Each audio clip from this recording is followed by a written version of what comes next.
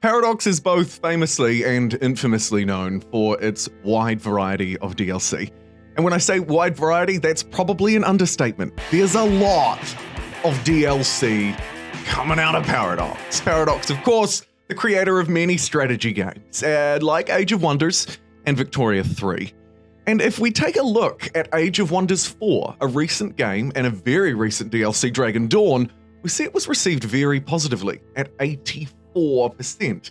However, we don't have to cast our eyes far away from this game. Let's take a look instead at Victoria 3, again a very recent release with Voice of the People, in this case mostly negative, an embarrassing 24% of the user reviews in the last 30 days have been positive. So it raises a question. Obviously it raises the question of why the difference between the two, but more broadly it raises a question of Paradox's DLC models. Are they fair? Is it a fair deal or a rough ride? Let's jump in and take a look. Firstly, we have Age of Wonders 4's Dragon Dawn. Dragon Dawn, the first DLC, releasing just 2 months, somewhat controversially, after Age of Wonders 4 came out. And I think that when people consider value, they consider 3 things: the quality and quantity of the experience, the price, how much they're paying, and the necessity. And I think that one's often overlooked. But does this actually provide me with something useful? Do I need this DLC? Do I feel like I need it to get the best out of the game that I presumably enjoy playing? And then if we focus back in again on Age of Wonders 4's Dragon Dawn DLC, and those quite positive reviews, 84%, fairly decent. Most of it resembles this. Pleased with the product, it's cool, it's fun. The criticisms, maybe there could have been a bit more to it. It didn't do quite as much as I may have anticipated or I may have hoped for. And again here, the devil is slightly in the detail. Remember those 3 qualifiers for value that I talked about earlier, or maybe 4 if you consider putting quality and quantity in the same basket? Maybe that's cheating. But when we're thinking about value, the big thing that should come, I believe, first in front of mind is price. And of course, your value and your spend will be very different to mine, your budget, your lifestyle. Are you a saver or a spender? But if we put that aside and look at Dragon Dawn in the context of the expansion pass, we know that Dragon Dawn is at a price point of $10 US, fairly low, and it's part of an expansion pass that is valued at $50 US. The expansion pass will deliver DLC just like Dragon Dawn once every roughly 3 months for the first year of Age of Wonders 4. So this game that you're looking at on your screen will be getting a DLC pack like Dragon Dawn, or potentially more valuable, because we believe that 2 of them will be more significant and 2 of them less significant. And one of those less significant ones is the one that we're looking at in this video, Dragon Dawn. Anyway, putting those slightly thorny details to one side, it's important to also note that there have been free updates alongside. In this case, we received the Wyvern patch update to the base game entirely for free alongside the patch. And that, it's important to note, is a very familiar part of this DLC strategy. And of course, there's plenty of strategizing here because there's plenty of DLC to go around. Most of it, I would note, is cheap. What we tend to see, at least, and when I say that, I should say that I'm qualifying that in comparison to what DLC used to be like, where we received these big updates maybe once a year, once every second year. Now it's every 3 months at a lower price. And we've seen other games in the industry move toward this as well. Civilization 6, which used to follow that traditional model, a big DLC that changes the game, has moved towards a more leader pass style, with the new leaders coming in every month over a period of 6 months. What does that do? Well, as they've talked about, it does 2 crucial things. The first thing it does is it increases sales. DLC is cheaper, easier to buy, and potentially more attractive. More importantly, though, it keeps people interested. It keeps a community engaged, coming back regularly. And that may also, in turn, incentivize further sales. I'm not sure. But what I do know is that it helps keep people engaged with something slightly fresh regularly. Let's step away from Age of Wonders 4, developed by Triumph Studios, published by Paradox, and now look at Victoria 3, both published and developed by Paradox. Maybe there's a difference here, but it's important to point that out nonetheless. So Victoria 3 itself also has some other key differences. It was released in 2022, and it's fair to say it was really not very well received and still remains not that great, right? Basically flip a coin to see whether you'll get a positive or negative review on Victoria 3.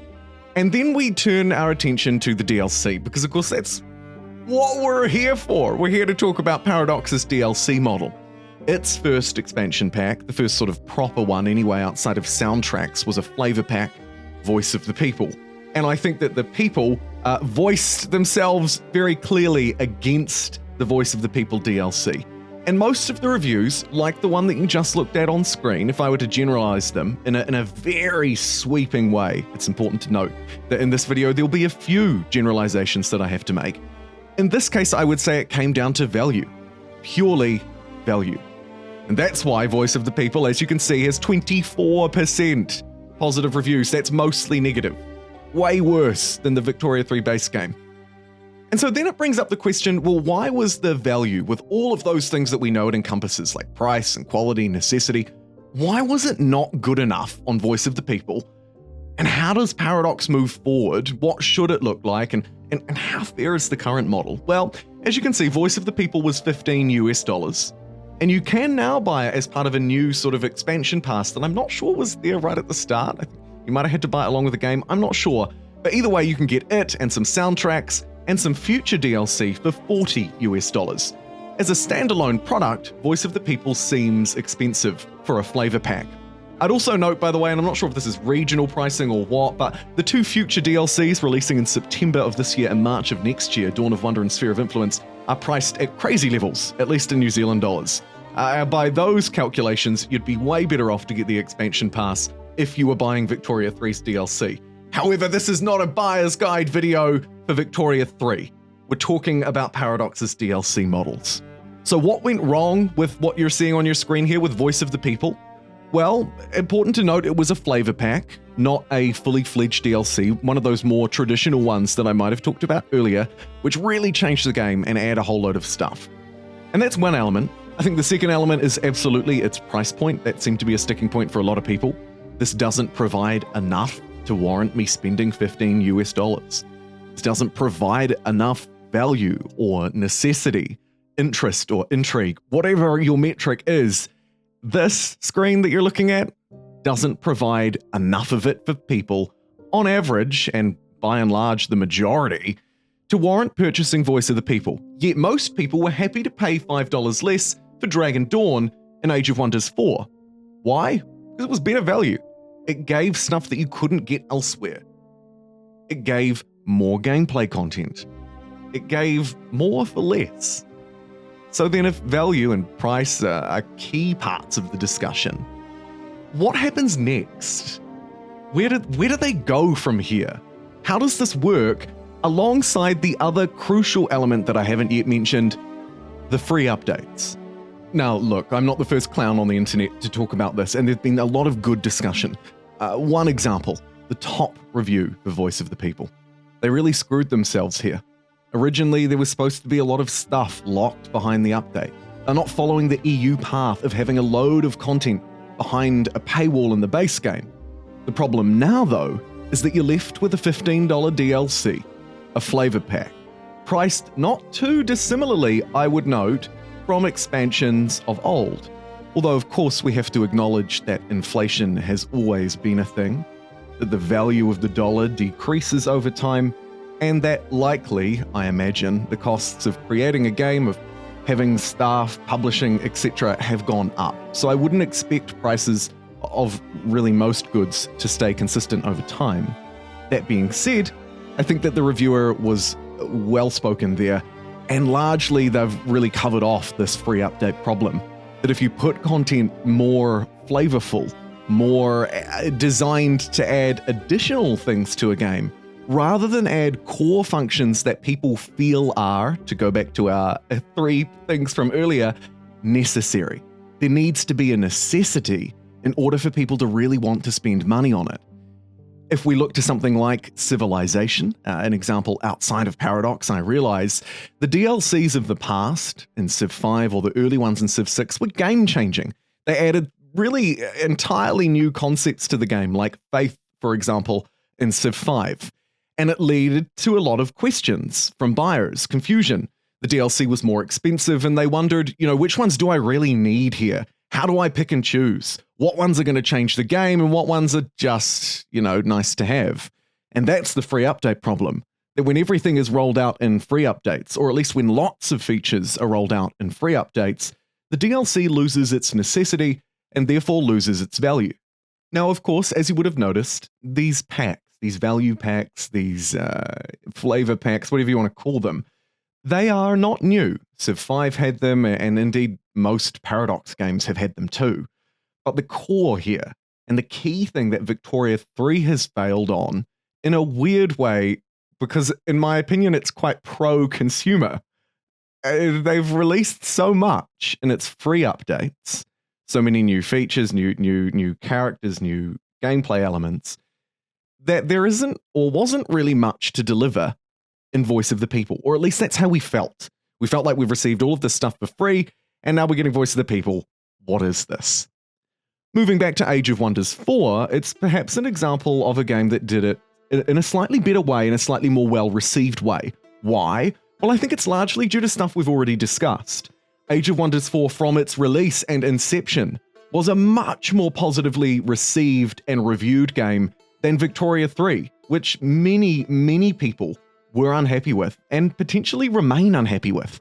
So from a starting point, we have to consider that. And then we have to look at the two products side by side and think, Voice of the People was a $15 flavor pack, Dragon Dawn was a $10 DLC. Was it also a flavor pack? Maybe it was. It ultimately only added a few tomes to the game, a new type of leader, of course a very great one that we're looking at on our screen right now, dragons, and a couple of other things like a realm and a new species type. But ultimately it wasn't a lot. You probably would be fair to consider it a flavor pack. And even if you did, you'd find that it was better value at $10 instead of $15, doing mostly the same things but in their very unique and distinct ways in their own individual games. It's obvious to me that Dragon Dawn was going to be more successful than Victoria 3's Voice of the People. It does, however, bring up one more question, not the sort of overarching philosophical one of is this fair or not. That might be something that's difficult for me to pin down, but I'm going to give it a dang good go in the final section of the video. Hey, this should have just been in the game in the first place. And this is, I suppose, building on that free update conundrum. And this reviewer of Dragon Dawn describes it well. This feels like a free update they charged $10 for. There's just so little content, and the dragon models are bugged into oblivion. I genuinely don't understand how people are praising this. If it had just been released as part of the Wyvern update, I'd think it was a nice addition, but it's nowhere near a full DLC. Right from the get-go, we should add it's also priced nowhere near a full DLC. I think that's an important consideration that reviewer didn't cover. However, if we go back to their base sentiment, that this should have been free, I think it speaks to the conundrum that we were talking about earlier, that when you start to roll out lots of free updates and developer diaries, and you start to really focus on post-release, not just paid content, but free content as well, you run into the same problem again. People obviously don't want to pay for things. I don't want to pay for things as much as that reviewer and as much as you, dear viewer, right?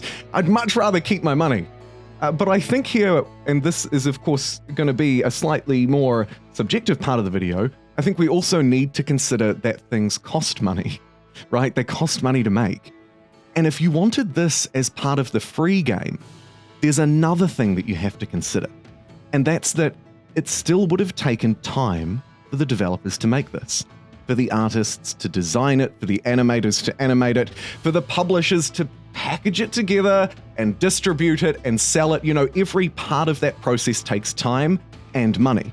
And so if we expect, let's say, all of the content that we've received so far for Age of Wonders or Victoria 3 to be part of the base game, then we should also expect that base game to be either delayed, i.e.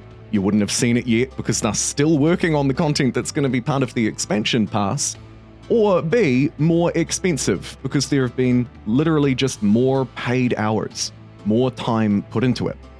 So it's a little bit of a trade-off, and I'm not quite sure where I land, but I feel that doing it this way is better for the consumer than doing it the other. But you just hold off, release the game all in one, just like the old days, right? Here's your disc. It's all on one thing. You play it and you're stuck with it. And you pay a set price and you get the product. It's nice, it's clean, right? It's defined, it's satisfying. It doesn't perhaps open up a lot of opportunity for post-development where needed, because sometimes things are missed. Even in the greatest of developments, I'm sure bugs have been missed. And of course, it also doesn't provide an opportunity to keep the game's sort of community alive and interested, something we talked about a little bit earlier when we were talking about how Civilization moved to that slightly more Battle Pass-esque model, which is of course a little bit frustrating to be charged with 20 different subscriptions every month. I would note as a quick side note that Hearts of Iron 4, I believe, and maybe others, have a subscription model for their DLC, so there's lots of different ways to package this. But ultimately bringing it back, yes, the subscriptions are frustrating. Yes, the content that we're sort of effectively subscribing to, either by buying an expansion pass in advance, or if you're like me, by buying the DLC regularly every 3 months or so to check it out. We are beholden a little bit to the dollar here, because we're forced to pay for it. But as I've said, I think we'd be paying for it anyway. Should it have been included for free? Well, you probably would have just paid for it because the base game would have been $10 more expensive. Is this going to always be true? No, of course not. I'm generalizing here. But I think it's a fairly safe generalization to make. So let's bring it all together. We've talked about some of the facts in this video. The price, the release, how DLC may have changed a little bit over time, and some distinctions between flavor packs, full expansions, and how we value them, whether they're necessary, whether they're worth it in our back pocket, and whether they provide the quality and quantity of experience that we want. Is Paradox's DLC model a fair deal or a rough ride? There's two answers at two levels, unfortunately. At a higher level, at a theoretical level, I believe it is actually more of a fair deal than a rough ride to roll out content for free post-release. Should it have been labeled early access and sold to you for inevitably the same price? Maybe. I'm not going to draw any distinctions on those labels though. My broader point is that if we're getting free updates, we're getting them regularly, and they're accompanied by DLC that is great, potentially, in what it offers, but doesn't actually require us to buy it to play the game with our friends or enjoy the full experience, or at least something close to it, I think that's a good thing. I also think that the idea that everything should just be free is fantastical, not grounded in the realities of daily life, having to put food on the table, pay the rent, or running a business in an economy. That being said, at the higher level, while I might think that actually we're getting a pretty fair deal here, with free updates and extra content to keep us interested if we want it, I think at an individual level, it's very easy to find some pretty rough rides. Whether we're looking at differences in regional pricing, which is always a problem, or looking at individual instances of DLC that are just too expensive for the value that they provide. Thanks for watching. I know I'll be called a shill probably for saying nice things. There'll also probably people who feel that I was too negative, and they'll call me a hater in one way or another. But I hope that you enjoyed this video as a discussion, and maybe we can have one below in the comments. See you next time.